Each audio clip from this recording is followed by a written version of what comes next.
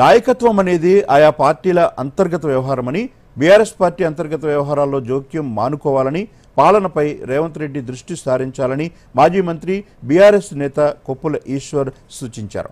కరీంనగర్లో ఏర్పాటు చేసిన మీడియా సమావేశంలో కొప్పుల ఈశ్వర్ మాట్లాడుతూ బీఆర్ఎస్ పార్టీలో నేతల స్థాయిని గురించి మాట్లాడేవారు.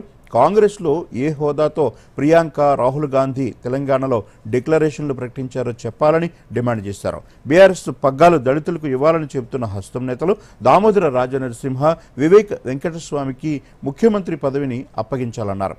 దళితులకు 2 సార్లు ఉప ముఖ్యమంత్రి పదవి ఇచ్చిన ఘనత బీఆర్ఎస్ పార్టీదని కొప్పుల ఈశ్వర్ అన్నారు. ఏ పార్టీకి ఎవరు అధ్యక్షులు ఉండాలి, ఆ పార్టీ విధాన నిర్ణయాలు ఏ విధంగా తీసుకోవాలనేది అంతర్గతమైనటువంటి విషయం. ఐక్యతతో ఇక్కడ ఏ నిర్ణయాలు తీసుకున్నా పార్టీ బాగోగుల కోసం, ఈ ప్రాంత యొక్క అవసరాల కోసం, రేపు రానున్నటువంటి కాలంలో పార్టీని బలోపేతం చేయడం కోసం మా నిర్ణయాలు ఇక్కడ జరుగుతాయి. మీరు ఒక చిన్న నిర్ణయం తీసుకోవాలన్నా మీరు ఢిల్లీకి పరుగులు పెట్టాలి. మీకు నిర్ణయాలు తీసుకునే శక్తి ఉన్నదా? నిన్న కేటీఆర్ ను, కేసీఆర్ ను పట్టుకొని, తర్వాత హరీష్ రావు గారిని పట్టుకొని బిల్లా రంగా అని మాట్లాడడం, ఇది ఎంతవరకు